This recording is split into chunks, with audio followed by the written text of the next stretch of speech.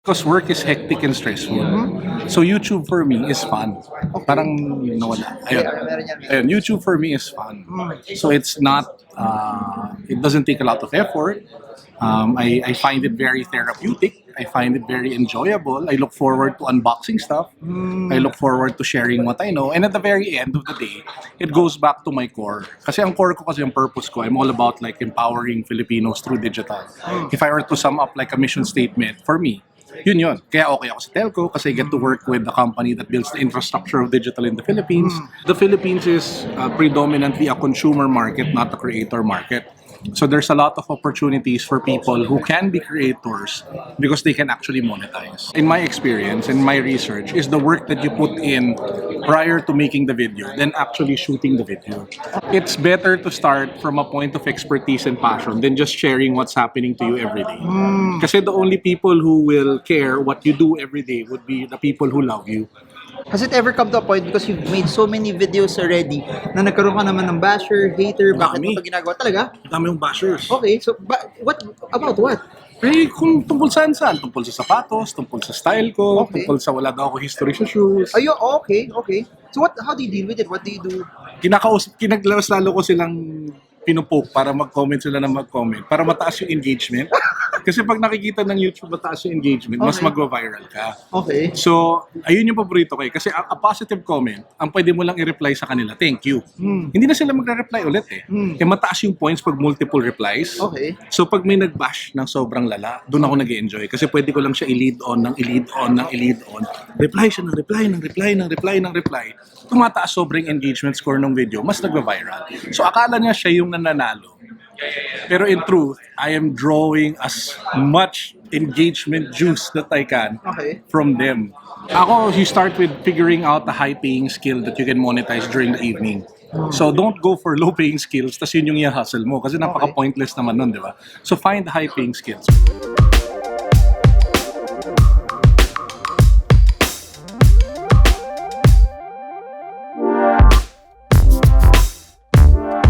Hi guys, I'm Carlo Ople. I'm with Marvin Germo. He's one of the most trusted experts when it comes to finance, the stock market. But apart from being an expert, he also explains it in a way na maiintindihan ninyo. So if you haven't subscribed to his videos yet, make sure that you subscribe because apart from learning from him, the stuff that you can pick up, actually pwede kayo yumaman. Whoa, thank you so much. So enjoy the rest of the video. Hey guys, we're with Carlo Ople. You all know him, guys. Super medyo kinikilig pa rin ako kasi super idol ko siya sa Tapunan YouTube. kita ng ice cream. Super. If there's one person you need to follow, it's him. Oh, don't even follow me, just subscribe to his page. Galing mo talaga mambola. Hindi, totoo. Now, Carlo, I want to talk about this. You're a very, very good exec. You're an entrepreneur. You've been crushing it also in YouTube. Ngayon, how do people get to pursue their passion even though parang they don't actually know how to monetize it also kasi the biggest thing about people is I love to cook, I love to bake, I love to do this pero it's not making money. What should they do?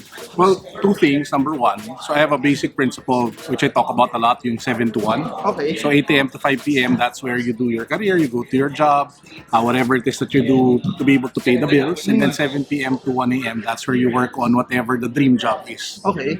So sabihin natin wala ka pang skills to get to your dream job, then you learn the skills first. If you have the skills already, then you start monetizing already during the evenings. Kunyari, when I started out, I spent my 7 p.m. to 1 a.m. learning how to edit, how to shoot videos, how to do digital marketing, as in talagang the learning process. And then when I learned that, that's when I started working on building assets that I could monetize later on. Okay. When do people, parang, kumbaga sa stocks, we call it cut loss. When do they start saying na, this is not working out for me? How do they, is it an amount of time? 1 year na, may cupcake ako na mahilig ako mag-bake pero walang bumibili ng cupcake ko. How do they know to pull the plug on it? I think it depends talaga ultimately on the product that you have. I mean, ask for honest opinions of what it is that you're selling. Sabihin natin, you're making cupcakes and siguro family mo sinasabi masarap siya, pero if you ask your actual customers who don't buy anymore, Okay. they tell you na it's bad pala. Okay. Then either you pivot and try to either change the recipe or change whatever to be able to address, diba, whatever your customers want. At the end of the day, all the answers are with the customers. Always with them. So you always ask them, ano ba yung problema? Ano ba yung kulang? Ano ba yung issue? Is it too expensive? Is it too salty? Is it too sweet? Diba, pagdating sa ganon. So, kunyari ako, I always talk to my viewers. Okay. Kunyari, what do you guys like? What do you don't like? Do you find it boring? At which parts do you think you tune out? Yung mga ganon. So, parang meron ako palaging focus group on ano yung gusto nilang type of content that I create. Okay. So, ikaw, you are an exec in PLDT. You are high the corporate, you are up the corporate ladder. How did Tama you... lang. Oh, tama. Sige. Sakto lang.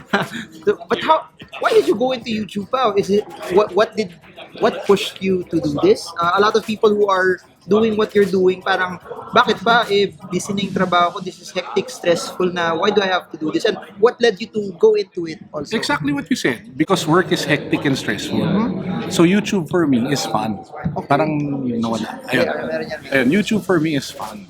So it's not, it doesn't take a lot of effort. I find it very therapeutic. I find it very enjoyable. I look forward to unboxing stuff.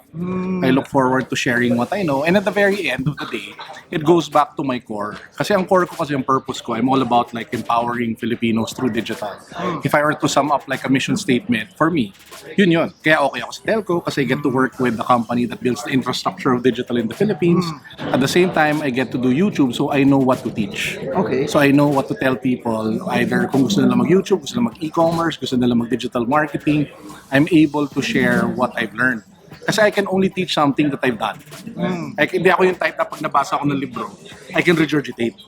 May mga ganun may mga galing na ganun. Ako hindi ko talaga kaya yun. Kailangan nagawa ko siya for me to be able to give it either as a lecture or as a talk. Kunyari ikaw, di ba you do talks as well? Kunyari, if you know kasi what you're talking about, kahit wala ka na slides Di ba? Yeah. Kahit wala ka na outline. Kasi tumayo ka doon, tanungin mo ako, game fight, kahit isang oras, magpapagkwentuhan ako sa'yo. Agree. Pero pag hindi mo alam yung topic, doon ka talaga magpapaisip na, ay, kailangan ko na outline, kailangan ko na slides, kailangan ko na sobrang daming support. So, yun. Okay. So, ngayon, madaming tao gusto maging YouTuber, maging influencer. Pero the problem is, I think for 2019, there's so many people doing it already. There's so many influencers, there's so many YouTubers. Then people are doing TikTok also now. How can they excel as you na parang there's so much kumbaga, hindi na competition, but it's so easy to get into YouTube, but the fact it's so easy, everyone's in it becomes harder for them to go about it. Actually, mali ka doon. Okay. Konti lang ang nag-create sa YouTube. Oh. Kunyari, let me ask you a few questions. Okay. Or kunyari, pagdating sa restaurant reviews, give me names. Filipino YouTubers. I don't. O kunyari, film reviews, YouTubers.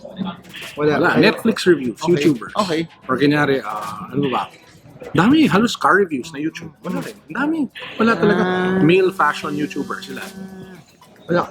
Konti lang. Siguro 2-3. So, yun yung point ko. Parang sobrang konti. Ikaw lang kasi talaga pina-follow ko, kaya pag nagbanggit ng pangalan, Busog talaga kita ng ice cream. pag nagbanggitan ng pangalan, so, totoo kayo lang ni Chinky, guys, alam niyo naman sino lagi kong pinapanood tsaka binabanggit, Carlo Ople, Chinkitan lang talaga. Wala. Totoo. So, there's not much. Konti lang. Okay. The Philippines is predominantly a consumer market, not a creator market. So there's a lot of opportunities for people who can be creators because they can actually monetize. For example, as simple as a cooking vlog. How many cooking YouTubers do you know na Filipino na hindi artista? Wala. I don't. Okay. Diba? Ang alam ko lang si Juday at si Erwan. Okay, si Erwan. Yeah, Erwan, I know. Ganyan, guys, considered ba cooking, not travel? I thought he was... He's more travel and cooking. Diba? Okay. Now, what about people who are starting doing it pero I get so many messages, they get discouraged naman, parang pinaghirapan nila yung video tapos 20 views lang, 100 views, they spend 2 days, 3 days to film, edit it also. Anong payo mo sa kanila? Or yun, how can they actually be good at it also? The secret to YouTube, in my experience and my research, is the work that you put in prior to making the video than actually shooting the video. Okay. So, kunyari, doing the research for your topic, doing the research for what you think people will search for, or doing research for what type of thumbnails you'll create. So, the learning process is critical. Okay. Some people think kasi porque they know how to make videos or they went to film class na they can already excel in YouTube. It's not the case. YouTube is a different animal. Okay. So, you need to spend time to learn the medium so that you're able to create the proper type of content. Diba? Sino yung nagsabi nun na medium is the message? Okay, I don't know. But he's a famous guy. Medium is the message. Carlo Ople 2019. Hindi ako may nagsabi nun. I'm coining it na. But ikaw na yun. Guys, medium is the message. May nagsabi nun, huy, nasikat. Okay. Talaga? Oo, hindi ko lang maalala kung sino. May masisikat pa ba sa'yo? Hindi, oo naman. Tinuturo sa high school yun eh. Tinuturo pa? Hindi ko lang maalala kung sino. Okay. English 101 dati. But anyway, yun yung point ko. Okay. Pero do they focus on being an expert there if they're a travel person, or they just parang I'm not really an expert, I'll just document whatever I'm doing kahit wala akong ginagawa masyado sa Yung bahay? problema sa documentation kasi kung hindi ka artista, maganda o gwapo, walang interested. Okay. Or funny. Actually, kaya nga ako hirap kasi hindi ako gwapo sobra-sobra. I'm thinking of going into podcast na lang kasi hindi kita yung mukha, boses lang yung labanan eh. Totoo. So, Pero wala pa masyadong pera sa podcast. okay. Kaya yun. So I think it's better to start from a point of expertise and passion than just sharing what's happening to you every day. Kasi the only people who will care what you do every day would be the people who love you. Madami ba yun? Okay. So, if not a Lungkot lot of, pakinggan nun, ang lungkot. if not a lot of people care about what you do, just share something you're good at. Or whatever you're passionate about. Sabihin natin Okay. food, or hotels, or whatever types, gadgets and tech. Kunyari ako, sneakers. Oh, pero yun, I'm sure people who follow you know about this already. Pero for those who watch my page, how did you go into sneakers? Why sneakers? Did you buy a lot of sneakers already before, or was this a business already? Wait, kinakain ko yung waffle cone. Teka lang Sige lang. Okay lang. Maganda sa vlog to. Hindi yung mga inunguya mo siya. Joke Okay. lang. Okay, go. Kasi parang, kanina iniisip ko actually bakit ako binigyan ng spoon. Okay. Kasi diba usually pag cone, kainin mo ng gano'n. Ah. Nasa loob? Dahil may spoon, naubos ko na yung ice cream, hindi ko nakain yung cone. Wala lang. Feeling ko tuloy sayang yung cone. But anyway, so, sneakers. So, I was fascinated with sneakers when I was young, but I wasn't necessarily what you would call like a sneakerhead. Okay. Kasi ultimately, at the end of the day, I'm really more of a creator than I am like a sneakerhead. Kasi some people are sneakerheads first, creator second. Okay. Ako baliktad. Creator first, sneakerhead siguro third or fourth. Okay. Diba? So, kaya lang ako gumawa ng video sa sneakers actually is when I was researching what topics I would wanna do for a YouTube channel. After tech, that was the next thing that I was interested in. So, I saw that there was a vacuum in the market. Nobody was doing videos on sneakers. So, I took the opportunity. Jumped into it na. Okay. Pero did it ever come to your mind na baka hindi ako expert dito? Why will people listen to me? I don't have an extensive line of shoes to begin with. What's my parang credibility into this? Pagdating kasi sa age ngayon, IQ is not as important as EQ and ano yung sinasabi nila? AQ? Adversarial quotient and emotional quotient. Kasi sa IQ, kunyari marami ka hindi alam sa sneakers, edi Google mo. Okay. Yun lang naman yun eh. Google. Pwede mo i-Google yung history ng sapatos. Pwede mo i-Google kung ano yung thinking ng designer behind the shoe. Pwede mo i-Google kung kailan ba sumikat yung sapatos na sinuot ni Jordan na to. Sinuot pala niya for a particular game. Okay. Diba? So, ang dami mo pwede i-Google. Diba? So, content creation, 40%, 50% is like content curation. And then you repackage, repurpose, retell the story in your own way. Has it ever come to a point because you've made so many videos already na nagkaroon ka naman ng basher, hater, bakit mo ito ginagawa talaga? Dami yung bashers. Okay, so what about what? Eh, kung tungkol saan? Tungkol sa sapatos, tungkol sa style ko, Okay. tungkol sa wala daw ako history sa shoes. Ayo, okay. So how do you deal with it? What do you do? Kinaglawas lalo ko silang pinupoke para mag-comment sila na mag-comment para mataas yung engagement. Kasi pag nakikita ng YouTube mataas yung engagement, mas Okay. mag-viral ka. Okay. So, ayun yung paborito ko eh. Kasi a positive comment, ang pwede mo lang i-reply sa kanila, thank you. Hindi na sila magre-reply ulit eh. Eh mataas yung points pag multiple replies. Okay. So pag may nag-bash ng sobrang lala, doon ako nag-enjoy. Kasi pwede ko lang siya i-lead on. Reply siya ng reply. Tumataas sobrang engagement score ng video, mas nag-viral. So akala niya siya yung nananalo. Pero in truth, I am drawing as much engagement juice that I can Okay. from them. Pero does it ever bother you naman na parang, ba't naman ganito? I did my best for this Not really. video. Talaga? Not really. Oh. So, bakit? Okay. Kasi at the end of the day, the only comments that matter are the comments of my wife, the people that I love, the people that matter to me. Why would I let anonymous people like impact how I look at life? Okay. Kasi I've seen a lot of people do videos, they stop kasi yun nga. Nababurnout sila. Or they saw this person say a lot of mean stuff about them. Sino ka ba? Bakit mo ito gagawin? Anong meron ka to be able to do this? And they stop. Sayang. They never did anything Tuloy anymore. dapat pag ganun, so later during my talk, one of the things that I'll talk about is that the new content creator or influencer, one of the things that they should champion is their mental health. Kasi mental health is your business. Okay. Kasi the moment you get affected, the less productive that you are in creating content and videos. So, kanya-kanyang way na yan on how to manage mental health. Diba? Some people like me na medyo makapal talaga mukha. Hindi naman. Nag-enjoy ako makipag-away kasi ang end purpose ko, mag-comment sila more. Okay. So sa akin, okay lang yun. Kasi I feel na there's validation in power in me being able to actually use their anger and throw it back to them so that the video becomes more viral. Gets mo? Pero some people have to process it. Some people have to turn off comments. Some people have to really be sad first. Yung ganun. So you need to have like a mechanism to be able to cope with it. Kasi if you don't, talaga mawawalan ka ng gana. Right. Amazing stuff. Final words for people naman na want to branch out and hustle. They have a day job today, and then they want to at least find an extra source of income. Final words. Ako, you start with figuring out a high-paying skill that you can monetize during the evening.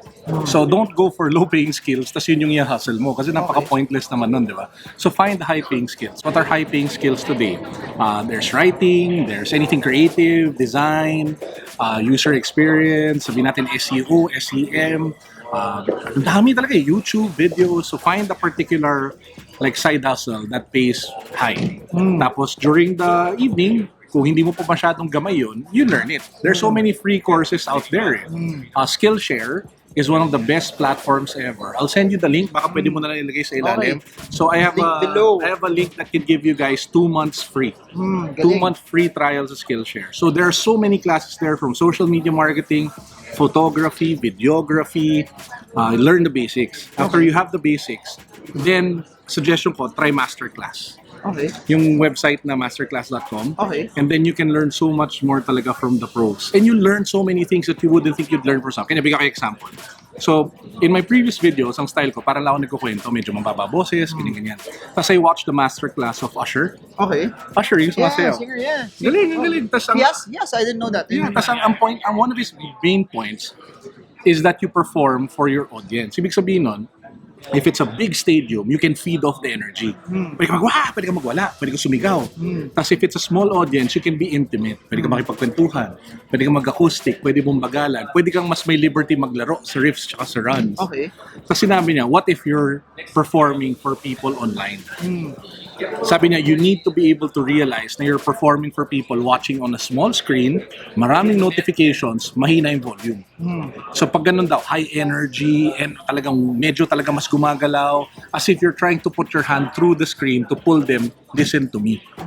Galing, di ba? Galing. Yung mga ganun. Parang Will Dustfish is doing well. Oh, or Energy. si Jericho Arceo, kilala mo yun, di ba? No. Panoodin mo. Talaga? What does he do? More on manhood and Christianity. Pero galing. Sige, I'll watch him. Okay, so that's it for now. We feature people, different walks of life so that you get encouraged. Guys, super galing. Super yaman pa. So I hope this video helps you trade well, trade strong, trade smart. See you all again soon. Bye-bye. Peace.